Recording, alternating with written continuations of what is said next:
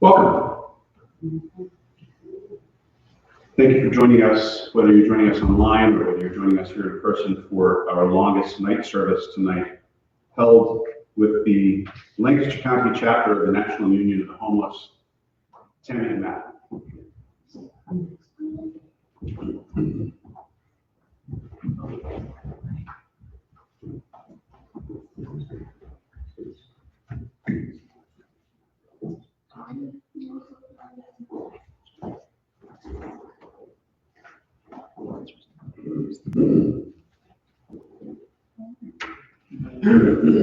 All right, everyone. Well, thank you for coming tonight to the memorial. My name is Matthew Rosie. I'm a minister with the Freedom Church Report, to the Carver Center through New York, and I'm with the National Union of Homeless. Thank you. And I'm Tammy Rosing. My pronouns are they, them. I'm a minister with the Freedom Church Report, and I'm a national organizer with the National Union of the Homeless, and I co-coordinate the meeting communications team nationally. All right, so what brings us here tonight is we're celebrating the longest time memorial. But throughout this whole winter time, we have what we call the National Union of the Homeless, the Winter Offensive. It starts from around Thanksgiving and ends at Martin Luther King Jr. Day. It's a time of the year that we pull up and we show the hypocrisy of the season. This season is built up so much on charity, on giving a handout and having that one good deed, slapping some mashed potatoes on someone's plate, on Thanksgiving and feeling good about yourself all year, like you've done something, like to change the world. And it goes against that narrative, and it actually draws you to bring yourself more into a revolutionary mindset where we look at life differently. So, yeah, and I would just add that, the thing about this time of year for the poor and dispossessed, and especially for those who are unhoused, is this is the hardest time of year. This is where we're facing the higher rates in suicide, folks dying on the streets because of the weather. It's the harshest conditions because of this time of year, because of the way poverty is utilized. And on top of that, the mass holiday let's go shopping, where it's been totally acceptable for the longest time, where you can spend the night out in a tent to sleep out to get a big screen TV. But if you're someone who's unhoused sleeping in the tent any other day of the year, that apparently is a crime. And so the winter offensive is a way for us to be on the offensive of the conditions that the poor face all year round. And so it's an organizing drive, as Matt has said, that goes from around Thanksgiving to MLK Day, where we have all different kinds of activities to highlight the various key dates. For example, today's December 21st, Matt will get into talking about the importance of memorials, but we just hosted on December 10th, which is known as Human Rights Day. And so we held a people's hearing and talked about the conditions, where we heard people share testimony from across the country, that this isn't an individual failing, that poverty is systemic, and we operate society under a system that literally creates the conditions that then those in power criminalizes. yeah, the main reason we do the memorial the longest night of the year, is to bring in the fact that 800 people die in this country a day from poverty. 800 people a day die from poverty. The richest nation that ever in the history of mankind. And we stand, looking at this moment and these deaths on the streets, and these people that freeze to death, people that are killed by the police, people that are having medical emergencies on the streets that cannot seek medical attention. They're dying and having horrible repercussions from a life that's been pushed on them, not that they chose. So this is not a happy day for me thinking about this. It's not, a joyous occasion. I've lost people that I've cared about through this system. And it's just a little story on the longest night. Myself, when I was homeless, I remember walking through a neighborhood at night. It was right around Christmas. And I was alone, had no one. And I remember looking into a house and I saw a family celebrating Christmas, and I hated it. In that moment, I hated it. I was so jealous and I was so beaten down, and I thought that it was my failings that had led me to that point. And it took it, coming to the National Union of Homeless and coming to the realization that that situation happened to me, that these deaths on the streets are unnecessary. In the richest country that ever existed, they're absolutely necessary. I'm going to go ahead now and read the National Union of the Homeless 2025 Winter Offensive Statement. And then after I read this statement, we're going to offer and explain the idea of the community altar for anybody who brought anything to add to it. But first, the statement. During the holiday season, the National Union of the Homeless comes together across 5 U.S. regions: the South, Appalachia, Midwest, West, and the Northeast, to declare housing and healthcare now, an end to genocide and the war economy, no more death on the streets, both here and abroad. The Homeless Union's Winter Offensive is a series of synchronized actions and protests that take place from Thanksgiving through Martin Luther King Jr.'s birthday, in order to highlight the time of year when the poor and homeless experience the most deadly conditions and the highest rates of suicide and death. We work together to fulfill our mission statement, declaring that, quote, we commit our lives to ending homelessness and poverty and to work tirelessly for the human right to life, liberty, and the pursuit of happiness, for social and economic justice for all, end quote. As our leader, Dr. Reverend Savina cries, at a time when they sing peace on earth, our land groans under the weight of injustice. Again we shout, housing and healthcare now. No more death on the streets, both here and abroad.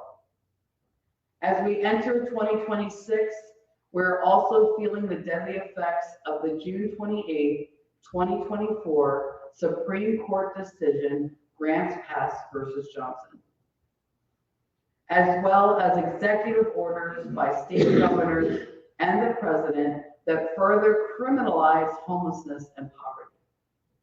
We are seeing an increase in the deadly practice of sweeps and in the incarceration of our homeless communities. Simultaneously, we are facing massive cuts to benefit programs like Medicaid and SNAP. Hospitals continue to close while we build new prisons and forced labor camps for the unhoused and terrorize and imprison undocumented workers. Our nation's military budget nearing $1 trillion annually.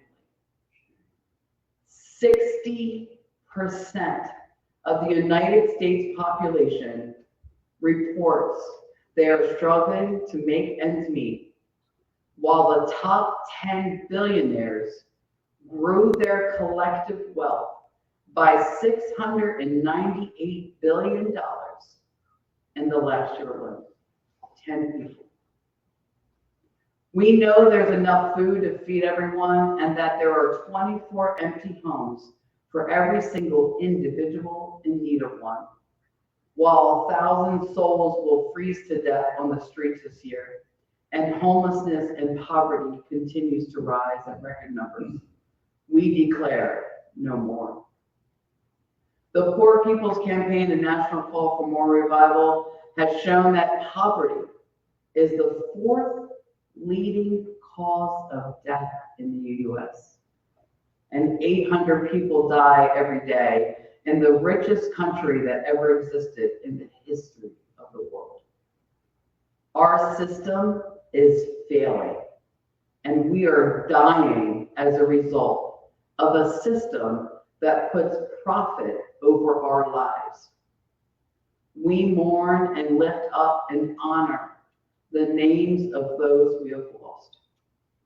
Join us, the National Union of the Homeless and the Nonviolent Medicaid Army, as we organize to unite our class to end this system that profits from poverty, homelessness, and death, to create a society organized around our human rights to health, housing, food, and lives of dignity, so that we can together thrive, not merely survive.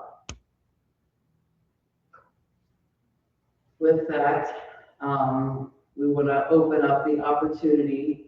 We're going to be doing a community altar. I'm not sure who may have brought something, or maybe you even have something on you. But the idea is, while Matt's giving a prayer blessing, if you have something you want to add to the community altar that represents, it could be represent a struggle of yourself, someone you know, a community, but just think about this. Think about the things we have already shared and who comes to your mind. Who are you thinking of, and who do you want to represent and be like, this is who I'm honoring, you know?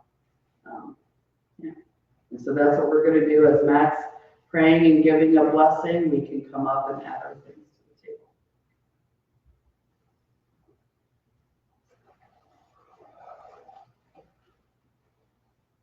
Heavenly Creator, we thank you for all the gifts you've given us throughout our lives.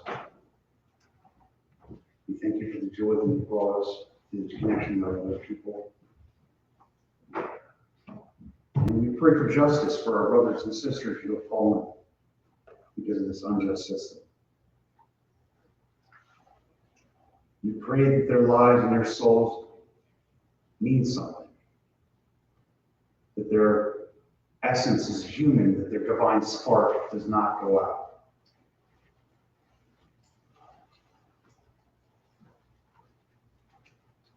In the dark time that we are in, let us, each one of us, strive to be the light for another. Strive to be the one that takes on burdens and fights forward, moves this society and pushes this system down to where it needs, where it belongs.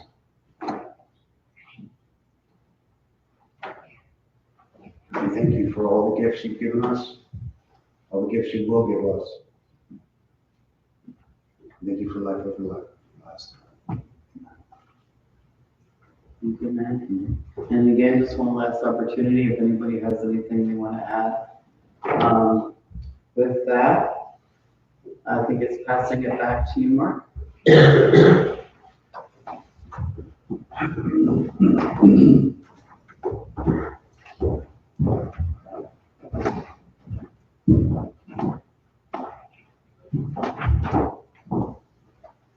We're going to do an interesting variation on communion this evening. But before I do so, I wanted to talk a little bit more about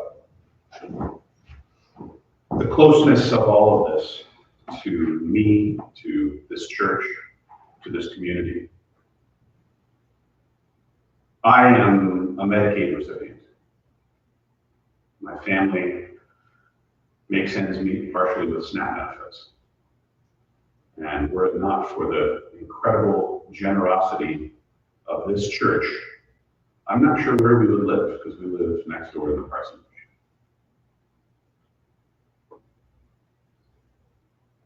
In this town, in the school district in which we sit right now, there are over 100 students who are going to school from a situation of homelessness. They are sleeping in their parents' cars. They are couch surfing. They are perhaps at a shelter if they're lucky, although there aren't very many family shelters available in Lancaster County. At the same time, there are well over 100 empty housing units in the same place. And let me translate that for you. We care more about making profit on housing than children being able to go to a home to do their homework. I say that's wrong, and it needs to change.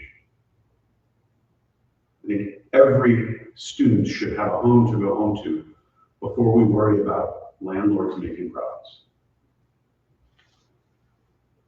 Now I'm going to borrow tonight from another tradition, a tradition older than Christianity.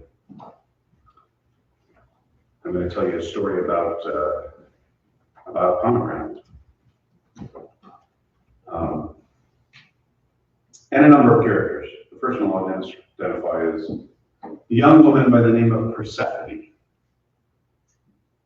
Now, Persephone is a beautiful young woman. Loved her mother, loved life. Was out walking in the fields one day and picking some hyacinths to bring to her mother. And just then, the ground opened up. A huge fissure appeared, and out of it rose Hades, the god of the underworld.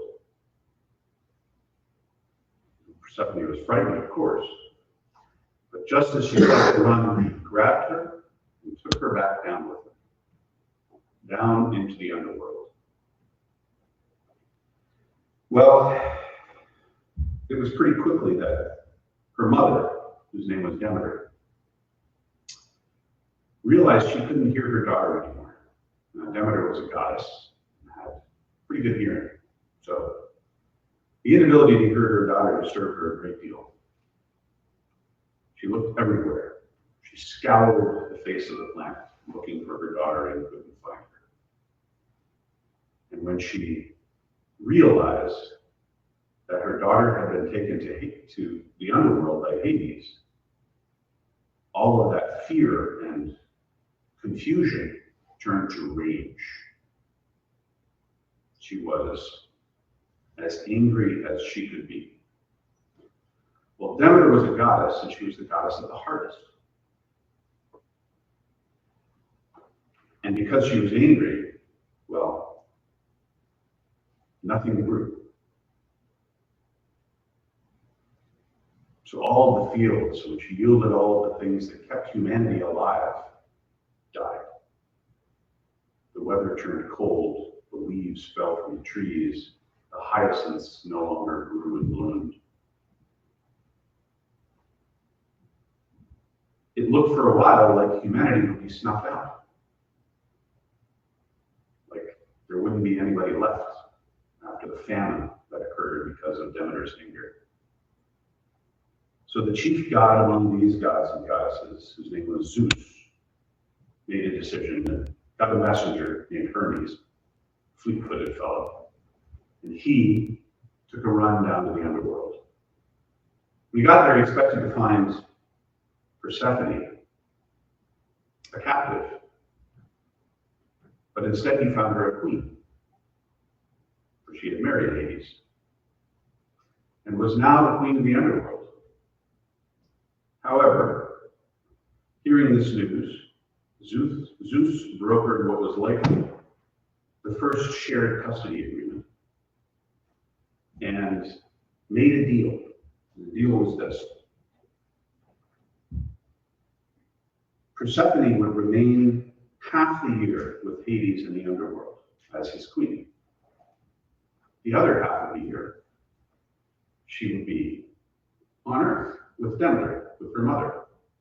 And hence, for half the year, the weather gets warmer and warmer, and the ground yields crops, and the trees yield fruit, and we have everything that we need. And then the season comes to an end, when Persephone returns to her new husband in the underworld. Things get colder, the leaves fall off the trees again, all of the crops die, the fields are fallow, and we endure winter.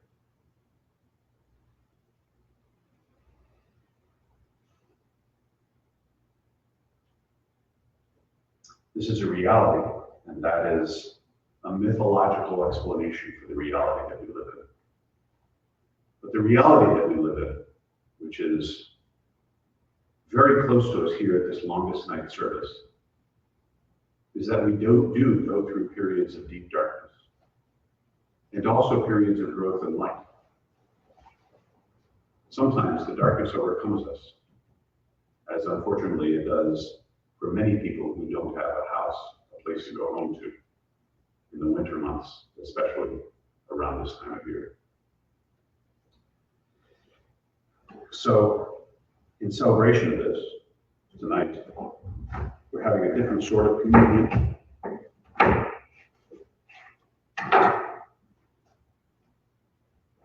Because as she was preparing for her journey back to the world, Persephone was offered by Hades a pomegranate seed. He said, "Here, take this. It's a long journey and you've eaten nothing." Now, part of the reason she didn't need anything is that Persephone knew that if she did eat in the underworld, she'd never be able to leave. Hades made an exception in her case, so she was able to leave even after eating the pomegranate seed, but it guaranteed that she would be back, she would have returned to him on the drop, and again reign in the underworld.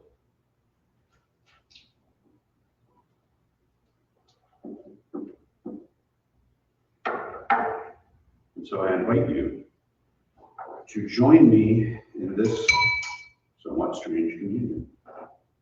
This is quite literally not my table. And all are welcome here. So come forward if you would like.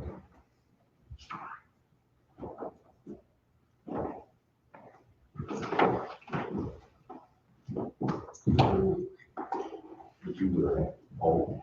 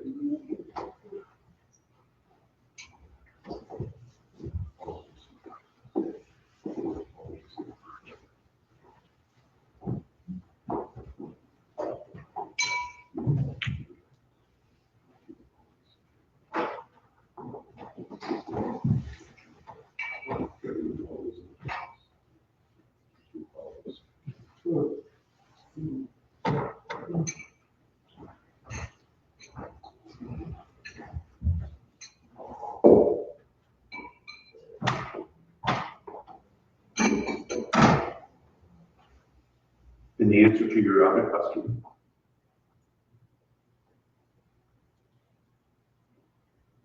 is put it in your pocket. Yes. Thank you.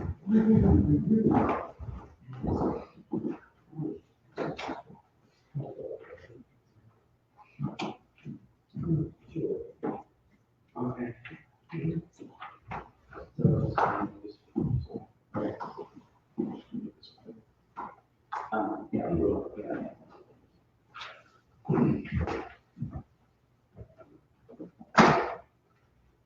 you, Mark. I appreciate that story. That's really nice.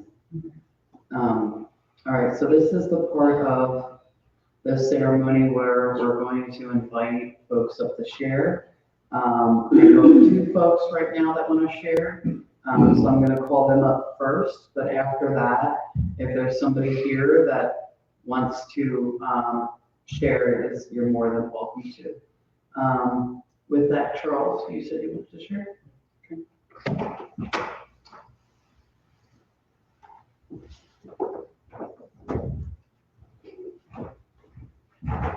name is Charles, and I started doing this because my sister brought me into this, but I really started after my mom passed away. I got more of a passion for it, and I haven't been exactly as involved as I would like to because I'm always nervous at what do I have to offer. So I told them about this gentleman that used to come to the restaurant that I worked for. He was homeless, and I'd give him, like a little sandwich, a drink once in a while. And maybe about 2 months ago, a little over 2 months ago, a guy comes in and he goes, "Hey Charles," I'm like, "Hey, how you doing?" A lot of customers know my name. To clarify, I'm a manager at McDonald's. I've been there for like 8 years. He comes in, "Hi Charles." I'm like, "Oh hi." He's got like a Pizza Hut shirt on with a name tag. I don't know, I still don't recognize him. And he's like, "Oh, you don't remember me?" I was like, "You look familiar." He goes, "When I come in, you used to give me a McDonald's, you used to give me a drink, I gave him a frappe a couple times." And he's like, "Yeah," he said, "I've been clean a year now, and I'm a manager at McDonald's. I want to come thank you because you're one of the people who, when I needed food or something, you gave it to me, and it looked different." And then like we shook hands, and he was like, "Thank you." And I started thinking about like, he was clean for years, addict for a long time. Like when he came in, you could see, and what he was to like close to when I didn't see him for a while. Like the difference between just seeing him then, like just that me giving him a sandwich and food maybe kept him going a little bit. So I'm like, if I could turn that into bigger things, maybe doing things that touch more than one person, maybe I can make a difference. Maybe I do have something to offer. And with my mom passing away and the way she was treated towards him by hospitals, that's where the part of working with, PPNF come, and then you got the homeless, the National Union for Homeless. And it's just, I want to try at least, to do something instead of just sit by and think about what I could. So that's what I really want to see. Thank you.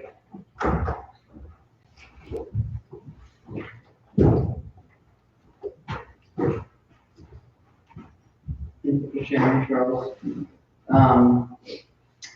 I have Matthew. Matthew, you want to share?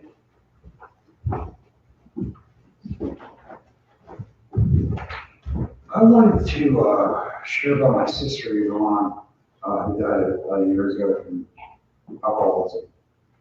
She was a beautiful light when we were young. She was a very dramatic young woman, and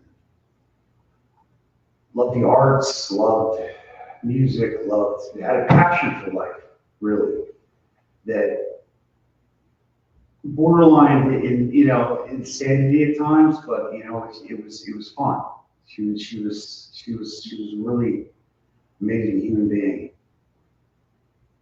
And the society that we live in created what happened to my sister. I believe that wholeheartedly. I believe that we live in a society that puts profit over people, that does not take the intrinsic value of the human being and lift it up in any kind of way that shows that we are all interconnected throughout this. I have a little thing I like to tell people is a little science lesson. Energy cannot be created or destroyed, it just changes forms. It's a scientific law. All we're made up of is energy. We go somewhere.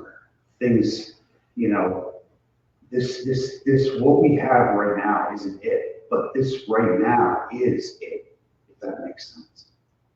These 800 people that we talk about die a day in the United States for poverty.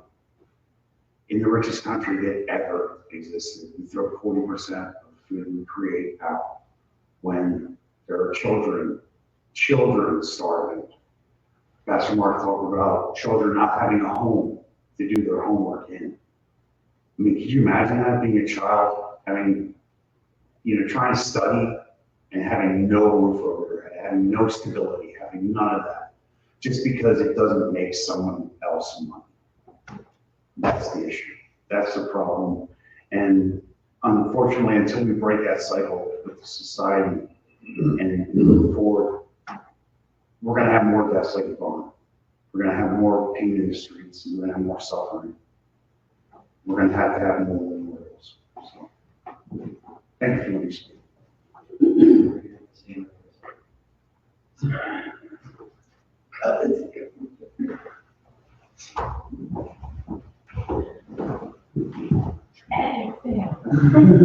good.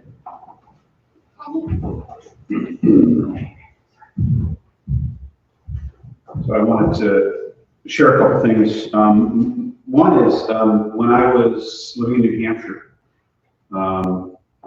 where I lived for a time between living in Lancaster and not living in Lancaster.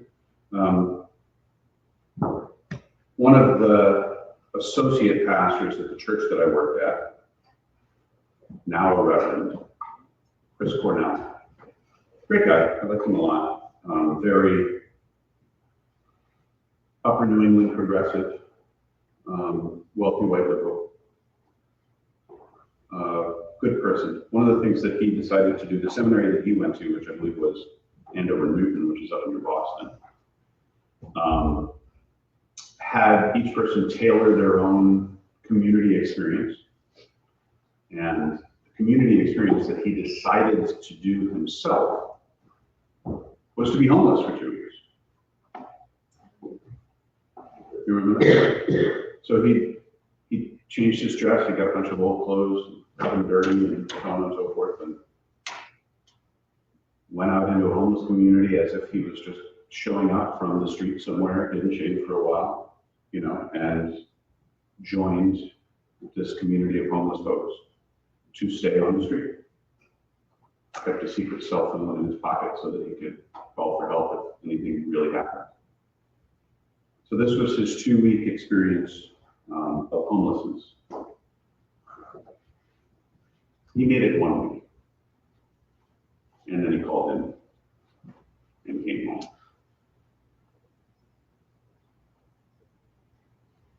That should tell us something about how hard it is. I was just informed today that yesterday the Columbia community lost a man named Dustin, who was a frequenter of our meals and our food pantry in the education building behind the church. I don't know the circumstances of Dustin's passing, whether or not it was because he was outside, but I do know that he was homeless. I also know that he was not yet past his 30th birthday. Lives cut short. Thank you.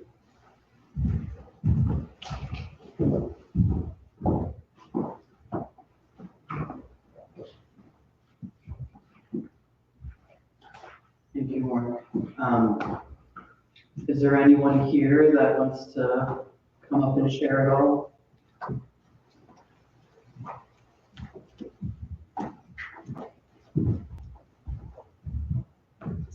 So I do not do public speaking at all. So this will be very short and sweet, but the pantry that we have started, it's been about a month now. And we've been gleaning fresh fruits and vegetables from other area resources and using those fruits and vegetables and such to make soups for the community. And we have quite a following now who've been coming in and eating their soups every week, Saturdays and Sundays. And it's been pretty meaningful. Yours. Sorry, I had it. That's all. It's just been really meaningful having people come in week after week and praising our efforts and thanking us, and yeah, everyone coming back. It's nice.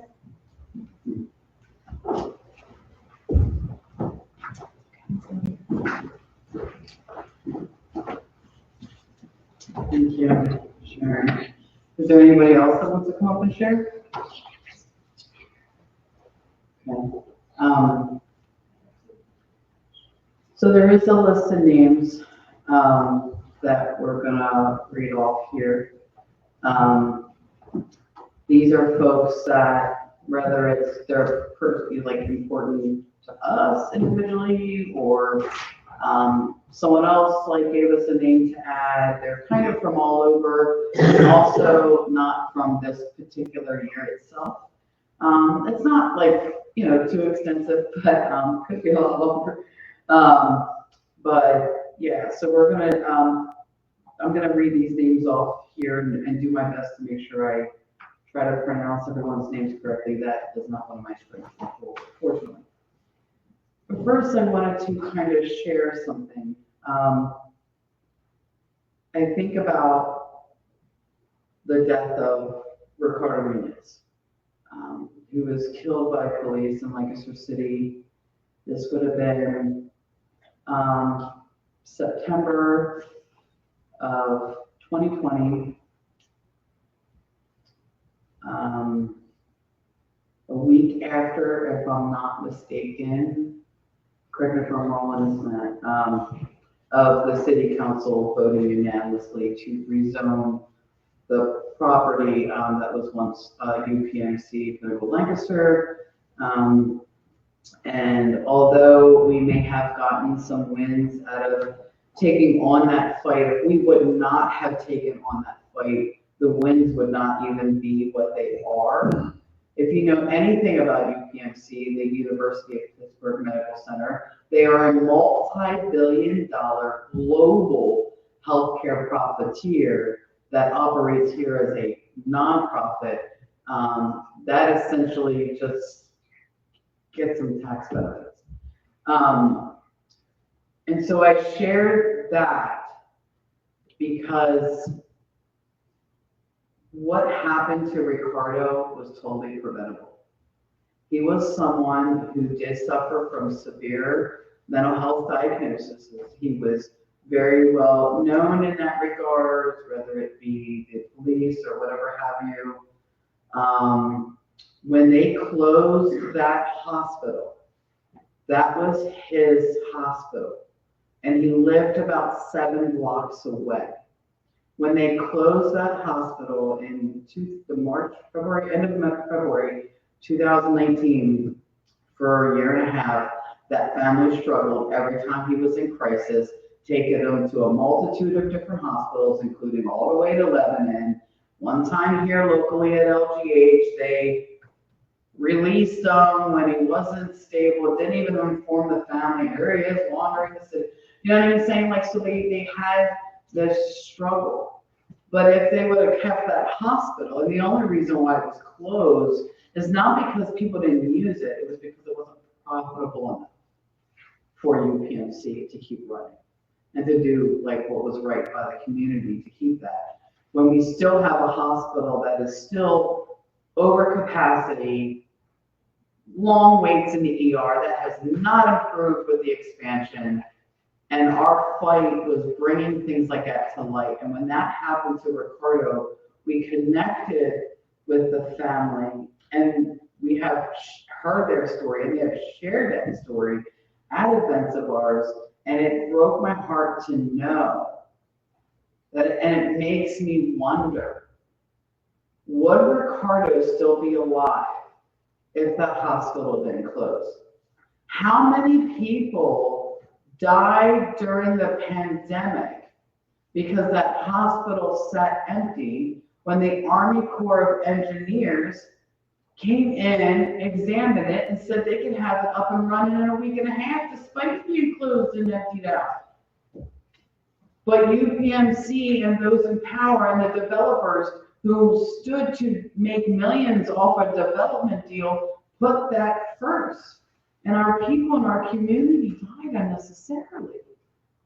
That's evil. And we're supposed to be excited or happy that we have at least one hospital in the community, or we should be grateful because we're at least getting a little bit of affordable housing out of the deal. But I can't compare that to somebody else's lives when I know there's already enough empty homes for those already homeless. It's hard for me to like justify the sacrifice of everyone who died during the pandemic, or folks like Ricardo, and not just Ricardo.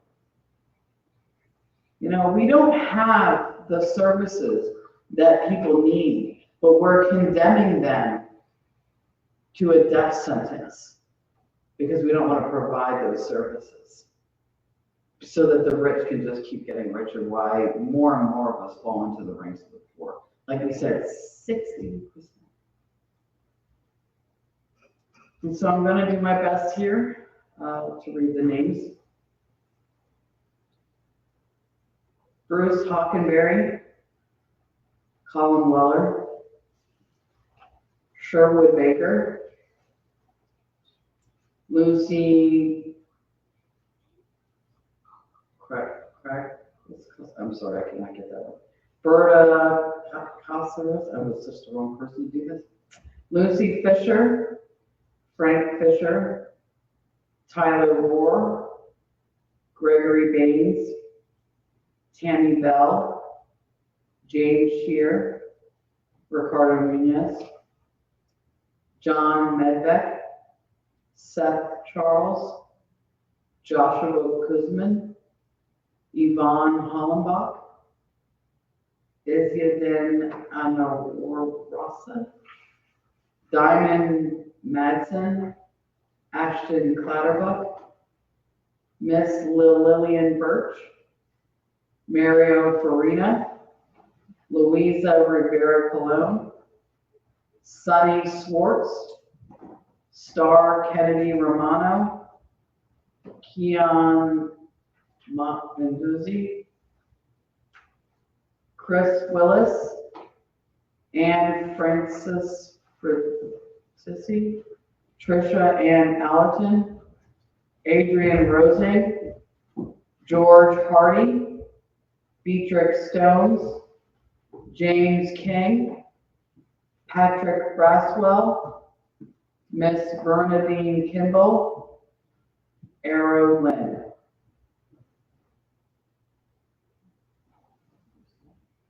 Dustin Brodke. Thank you.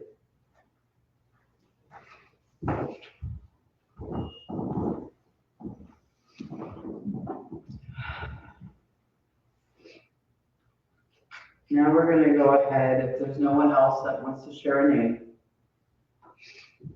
we'll go ahead and move to close out.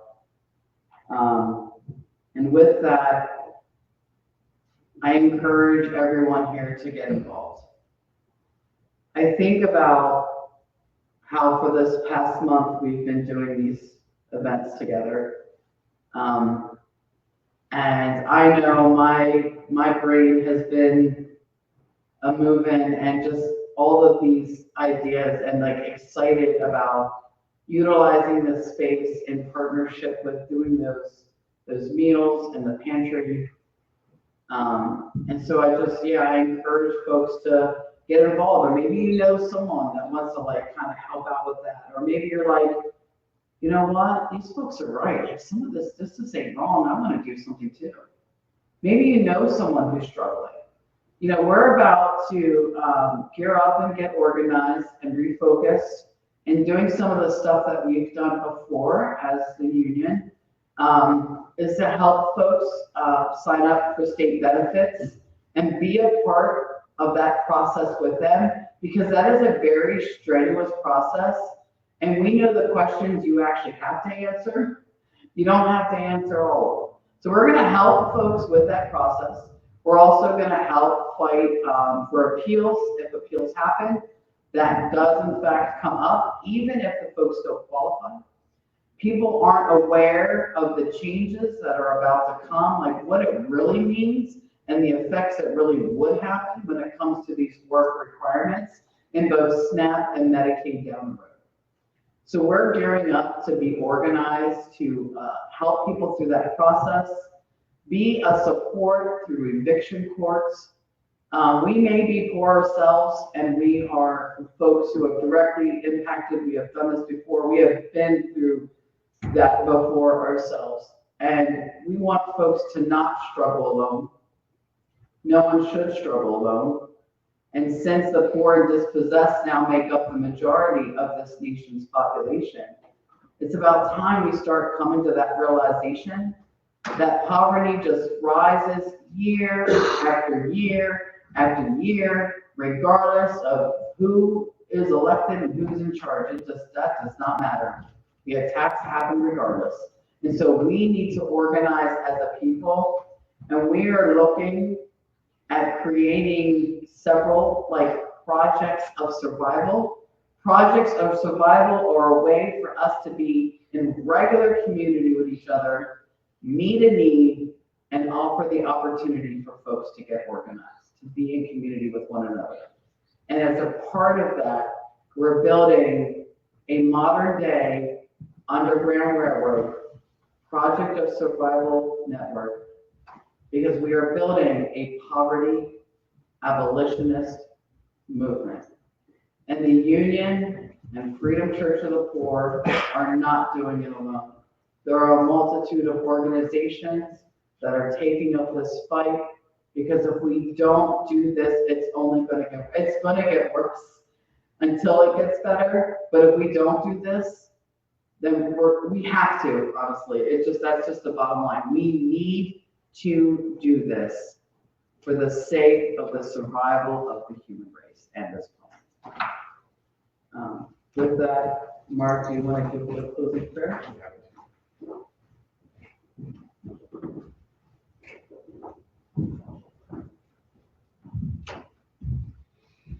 It's a little counterintuitive at times. I completely agree with what Matt said in his opening when he talked about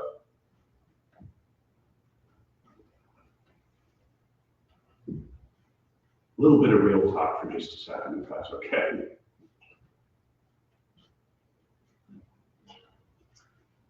Let's admit something, because I think it's important. Perhaps more than ever before in its history, Christianity is a hot mess right now. And I say that as a Christian. We've got churches like this one that are supporting efforts like this and working to feed people who are in need of food, working to do what we can to mitigate the difficulties that are systemically applied to us. And we've got other people who are professing the same religion and praying to the same God, who are saying that compassion is not a Christian value. What's going on? When I read this book, one of the things that seems really clear, there are some things that are pretty unclear about some of those early stories, but one of the things that's really clear is that God created a world of abundance, which is what Matt said in his opening. God created a world where there was enough for everybody. Let humanity loose on it, and almost immediately we said, great, let's get organized. Okay, Josh, do me a favor. You're going to take care of all the apples. Get all the apples together, and then you can hand out the apples. Jen, you're going to take care of all the bananas. You get all the bananas over in that corner, and now Charles is on the line with some bananas, so I'm only going to give my apple away if you can bring me a banana. And then we've got money in the mix as well. And in the meantime, had we not been given free will, or if God had come back to check his word, he likely would have gone, what are you all doing? There's enough for everybody. You don't need to hoard it. You don't need to parse it out. There is enough food for everybody. We live on a planet that has the highest population of humans than it has ever had before. And yet there is still enough for everybody.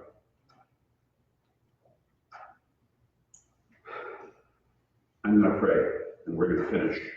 And then we're going to go downstairs and enjoy some food that was graciously brought. And I will say one thing, which is that we better get down there quickly before Jackson, essentially, if you want to get but please pray with me. Holy and gracious Creator, who gifted to us a world of abundance, a world where we can take care of everyone.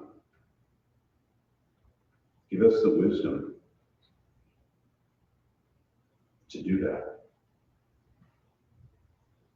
Give us the strength to say no to worldly systems designed for profit, for exclusivity. Give us the strength to say no to the limited edition and the brand new thing that you can buy. and to say yes to a world in which no one is hungry, to a world in which no one is unhoused, to a world in which all can access the health care that they need and all of the things that they need to live a life of dignity and care and compassion. All of this we ask in your Son's holy name.